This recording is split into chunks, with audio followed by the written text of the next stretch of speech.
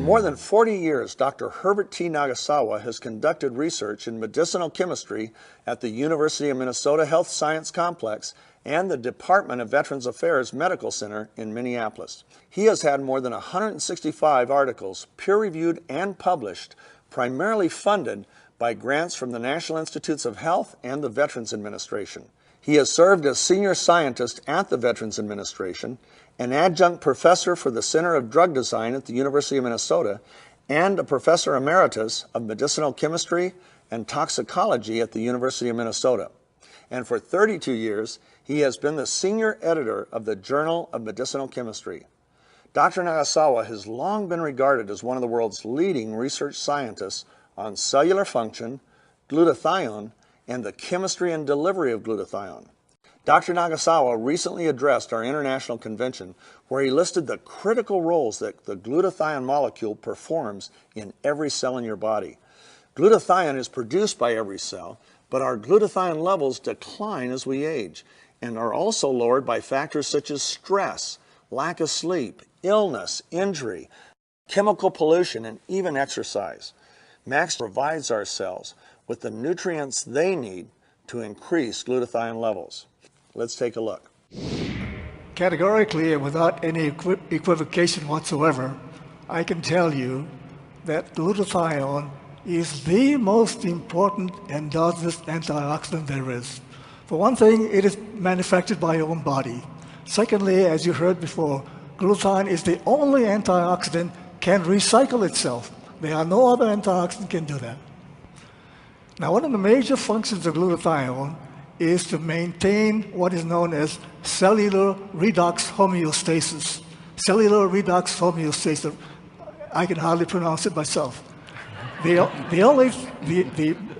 simplification of that thing, glutathione helps maintain the oxidation level of cells and hold it in check.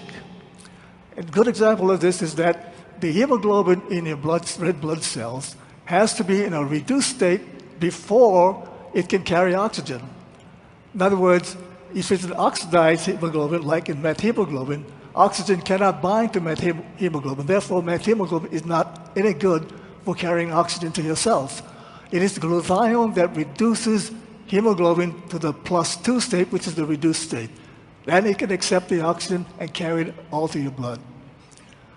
Another major function of glutathione is that it will protect against oxidative stress of the immune system and allowing the newly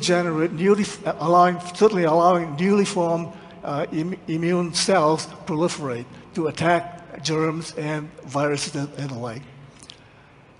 And as you've all heard, glutathione is a master of suppressing or sequestering free radicals. And free radicals generated normally in your normal metabolic processes. Not only sequesters those free radicals that are unwanted, it'll take the free radicals generated as a result of your exposure to the environment. You constantly have exposed to this industrial environment and produce these chemicals and other agents producing free radicals in your body. And glutathione will sequester this. Glutathione is also important to protect the nucleus of the cell and the DNA of the cell. And it's most important in the mitochondrial DNA because mitochondrial DNA is not very well protected. If you hit the mitochondria, damage the mitochondrial glutathione, you would result in cell death. And this is what glutathione protects against. Glutathione is also important in the protein biosynthesis process.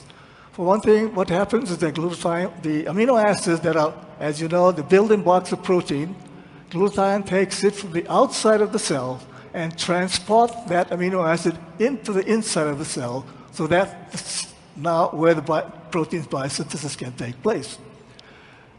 And one of the most important things in this modern industrial world is that glutathione is the first line of protection against environmental chemicals and toxins. It will sequester free radicals, but not only other things that David has shown on the slide, household chemical that could be toxically ingested, or you have it on your skin. So, David, I can tell you again, glutathione is the most important endogenous antioxidant.